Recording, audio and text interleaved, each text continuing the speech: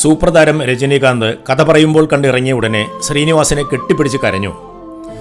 ആ സിനിമയുടെ അവസാന രംഗം കണ്ട് കണ്ണു നിറയാത്ത ആരെങ്കിലും ഉണ്ടോ? ആ കണ്ണുനീരിൽ നമ്മൾ ഓരോരുത്തരും ഉണ്ടായിരുന്നു. കാരണം ശ്രീനിവാസൻ നമുക്ക് വെറുമൊരു നടനായിരുന്നില്ല.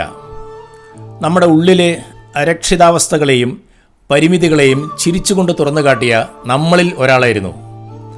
സുഹൃത്തുക്കളെ, KKG ഇഫക്റ്റിൻ്റെ ഈ സ്പെഷ്യൽ എപ്പിസോഡ് മലയാളിയുടെ വെള്ളിത്തിരയിൽ നൊമ്പരവും ചിരിയും പടർത്തിയ പ്രിയപ്പെട്ട ശ്രീനിവാസന് സമർപ്പിക്കുന്നു. മലയാളിയുടെ മനസ്സിനെ ചിന്തിപ്പിച്ച, നൊമ്പരപ്പെടുത്തിയ, ചിരിയുടെ മാലപ്പടക്കം തീർത്ത എത്രയെത്ര സിനിമകൾ.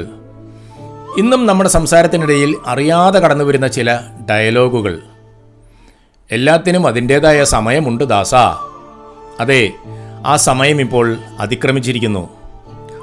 പോളണ്ടിനെക്കുറിച്ച് ഒരക്ഷരം മിണ്ടരുത് എന്ന് പറഞ്ഞ് നമ്മളെ രാഷ്ട്രീയക്കാരൻ്റെ പൊള്ളത്തരങ്ങൾ പഠിപ്പിച്ചും പവനായി ശവമായി എന്ന് പറഞ്ഞ് അമിത പ്രതീക്ഷകളെ പരിഹസിച്ചും അദ്ദേഹം നമ്മളെ ചിന്തിപ്പിച്ചു. പക്ഷേ ആ ചിരിക്കിടയിലും അദ്ദേഹം ചില കനലുകൾ ബാക്കി വെച്ചു.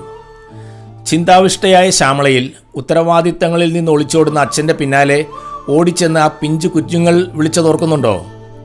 അയ്യോ അച്ഛ പോകല്ലേ, അയ്യോ അച്ഛ പോകല്ലേ. സിനിമയിൽ മക്കൾ വിളിച്ച ആ വിളി ഇന്ന് മലയാള സിനിമയുടെ ആകെ നൊമ്പരമായി മാറുകയാണ്. ശരിക്കും അദ്ദേഹം പോയി കഴിഞ്ഞു.